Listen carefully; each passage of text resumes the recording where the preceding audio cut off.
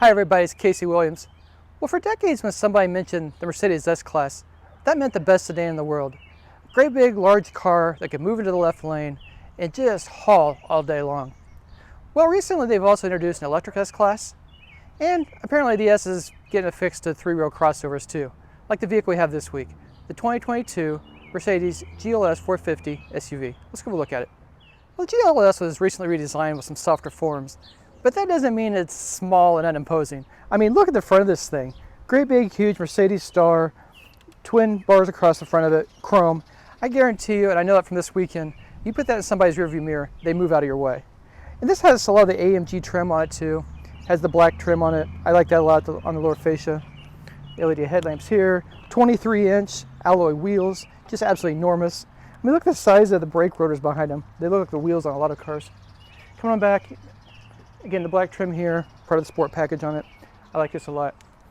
But what I do like too is you get a lot of that S-Class sedan kind of look to it. There's, these big, huge fenders, look real muscular, but also, just a lot of crisp lines through the car.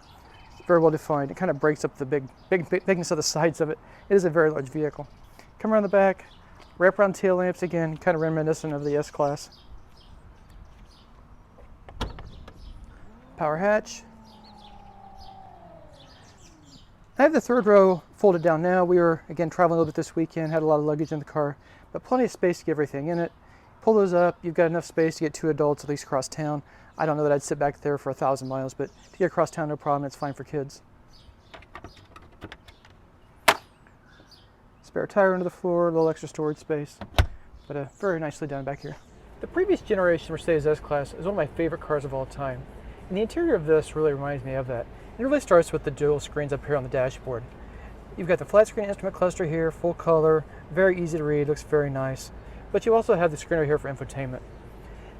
You can control it through the console, and I don't like these joy pads, finger pads, whatever they're called. To me, it's like trying to drive a laptop computer, go down the road, just makes no sense to me. But fortunately, this one, you can also touch it, swipe screen. It's easy to use here. You've got Apple CarPlay, Android Auto, you connect your devices through Bluetooth, of course, all very easy to use. I'll connect to the Burmester audio system, which sounds really, really good. We're on the road quite a bit this week, and I got to listen to it. Heated and ventilated front seats. And I kind of like this grain leather here on the sides of it. I think it looks very nice. And the ventilated here too. Very comfortable. Exactly what you expect from Mercedes. Gray wood here on the dash. Real gray wood. Also very nice in stitching. Everything in Mercedes always feels very expensive. Feels very nice. And I like that nice thick leather wrapped steering wheel.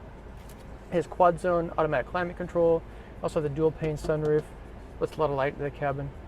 Unlike the Mercedes S-Class sedans, you can get 4 people in here very, very comfortable in 4 captain chairs. You also have the power fold third row seat, so you can get 2 or 3 people in the back there on short trips as well. So plenty of space in this vehicle to go anywhere you want to go in it. As you'd expect in Mercedes, has a full load of safety systems, has adaptive cruise control, lane keep assist, also has lane centering steering. Gotta keep your hands on the wheel very lightly, but it basically steers down the road around corners too.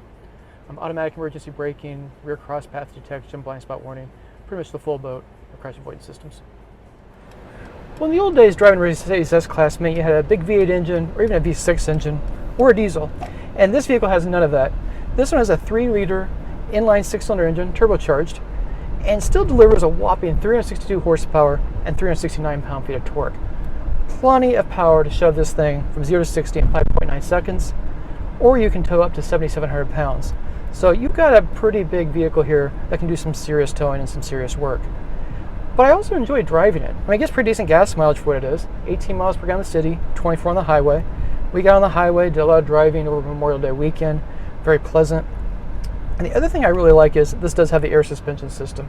So you can set it in sport mode, tightens it up a little bit, or on the highway, just kind of put it in comfort and just let it waft along.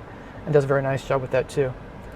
But overall, I really like driving it. I mean, like I said, plenty of power. You step on it pretty much any speed. There's plenty left in reserve. And you just kind of sit in it. The suspension's nice. I think with the 23-inch wheels, kind of slam bangs over bumps sometimes if you've got it in sport mode. But if you just leave it in comfort and just let it be the big comfortable SUV it is, I think you'll really enjoy driving it. Well, given all the GLS 450 offers, you should expect a Mercedes S-Class price. And it has one. So the GLS 450 starts just under $78,000. This one, as it's equipped, $94,180. Well, next week I'll have another fun car. Till then, storm forward.